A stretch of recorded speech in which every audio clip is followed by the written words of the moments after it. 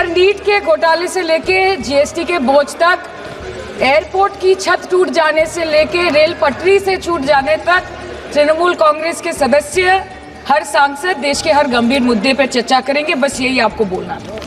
Respected sir, Mahamati Manush is the Magna Carta of the governance of West Bengal and our party, and I feel truly honored that today I've been given the opportunity to talk on a ministry which is intrinsic to the Mahamati Manush of the country. हमारे किसान अपनी मवेशी को, अपनी फसल को माँ की तरह पूछते हैं। जिस खेत में वो हल चलाते हैं उस जमीन को नमन करते हैं। But does this major sector get support from the government? Sir, Indian agriculture supplies around 58% of India's livelihood and is a principal source of income for half of the population, accounting for 17 to 18% of the country's GDP. 70% of India's rural poor depend on livestock and farm animals. But does this sector get what it deserves? इसका जवाब अगर आप देश के किसान से पूछेंगे तो वो आपको यही बात बोलेंगे कि चाय से शुरू हुई थी सरकार और गाय पे अटक गई और विकास की मौसी 10 साल में रास्ते में भटक गई। Sir, exorbitantly high cost of cattle and poultry feed under the mismanagement of this sector by the current government and wholesale fodder inflation hovering between 25% to 28.6% in the last 2 to 3 years, it is a 9-year high. Sir, किसान खुद क्या खाएंगे? अपने परिवार के लोगों को खिलाएंगे? अपनी गाय भैंस भेड़ बकरी को क्या खिलाएंगे?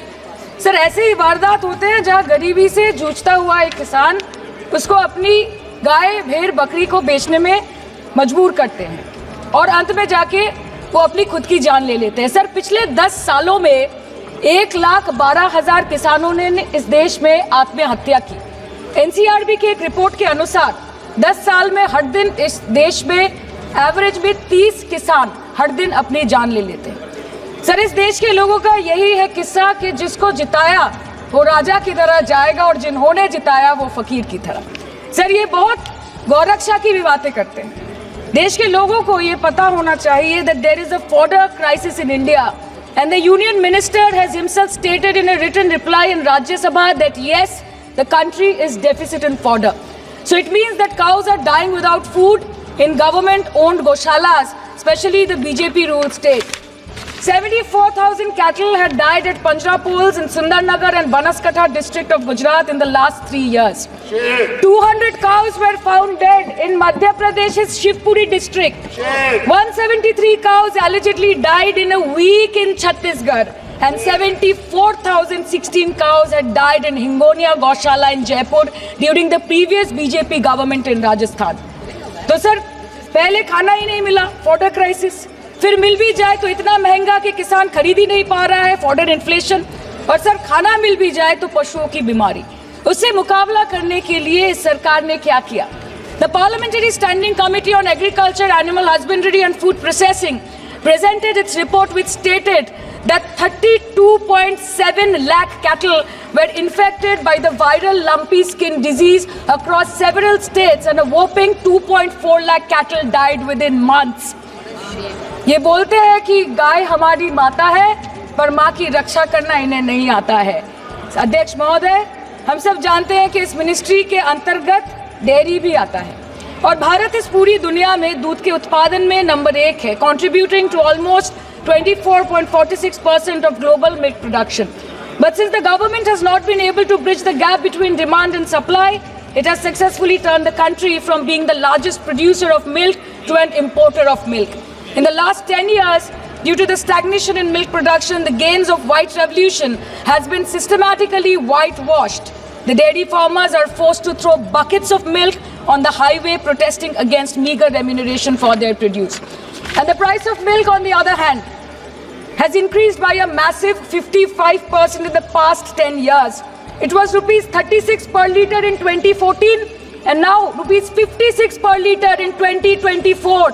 When this government came to power, the first thing the milk producing companies regulated by it did was to increase the price of milk by rupees 2 per litre. This was their revenge on the people of India for not providing a majority to the BJP.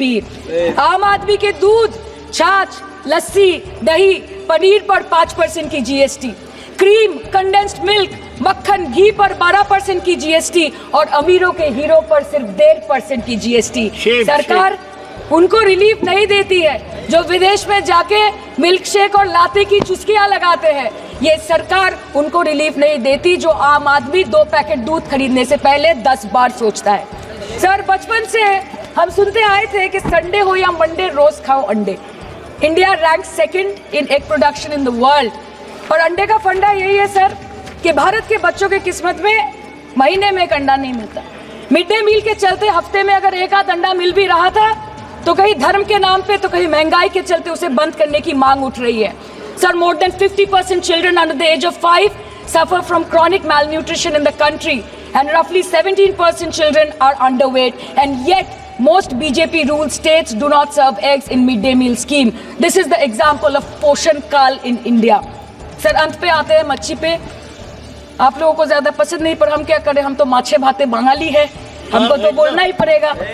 And not to forget that 2.8 crore fisher folk are employed directly in catching fish in the country, and millions are employed in the value chain of selling fish and aquaculture. India stands 3rd in the world in the terms of fish production, contributing to 8% of global fish production, and ranks 2nd in aquaculture production. The PM talks about blue revolution, but this government has allocated only 0.045% funds out of the total budget for the flagship scheme, Pradhan Mantri Matsya Sampad Yojana. Even after this meager allocation, they did not utilize 39% of the funds, and in 23-24 they did not utilize 24% of the funds allocated. और sir, भले ही सरकार को मणिपुर शब्द से allergy हो, but the fact remains that 1.5 years of lack of governance in the state has led to endangering of the fish species in India's largest freshwater body in Manipur, the Loktak Lake. So the government has to generate employment opportunities, investment in areas such as exports, post-harvest processing, and import substitution. It has to deal with adversities like overfishing, depleting of fish stocks, pollution, disease outbreak, destruction of habitat, and climate change.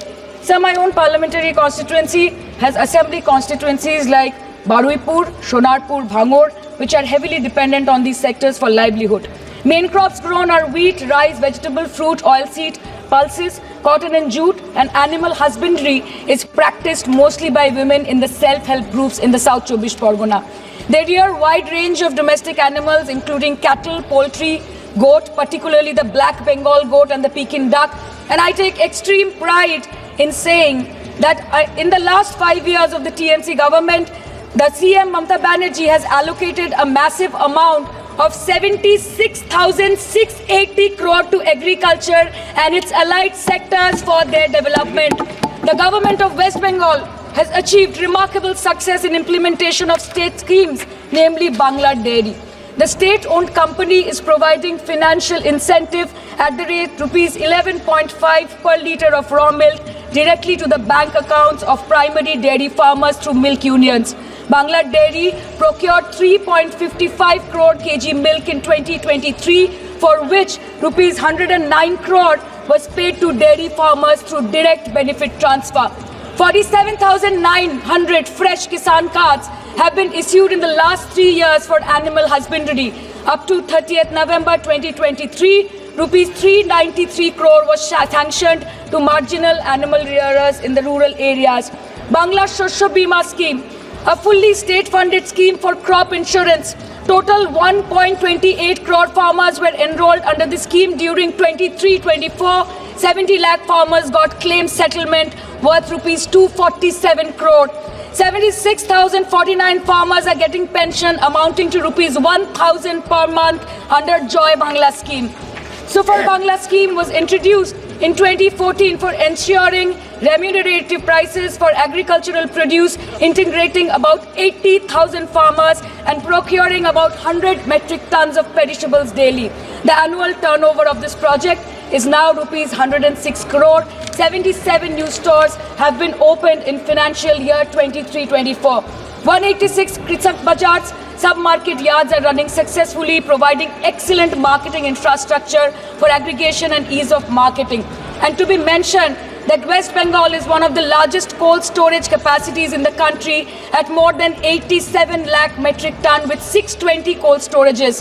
New investment of rupees 239 crore is upcoming in this sector this year with an employment opportunity for nearly 20,000 people.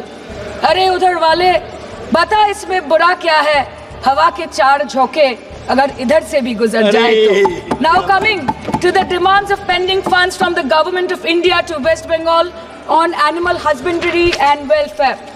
50% of the central share, rupees 12.72 crore for financial year 23-24, being the recurring expenditure for mobile veterinary units, is pending with the Government of India. Government of West Bengal requested for sanctioning an additional 126 MVUs for 24-25. However, it was regretted, citing want of funds. The proposed central share of 49.93 crore for financial year 24-25 for assistance to states for control of animal disease has not yet been released by the Government of India. Despite repeated persuasion, Department of Animal Husbandry and Dairying has not released the central share of rupees 10 crore for financial year 24-25 for various ongoing national livestock mission schemes, including the project for the establishment of Buck Semen Station in Horinghata. ये तो बस इसी ministry से बकाया है बंगाल का. अभी दूसरी मिनिस्ट्री प्रक्रिया तो पता नहीं कहाँ पे जाके ये खत्म होने वाला है. मैडम, मैं बस ये कहना चाहती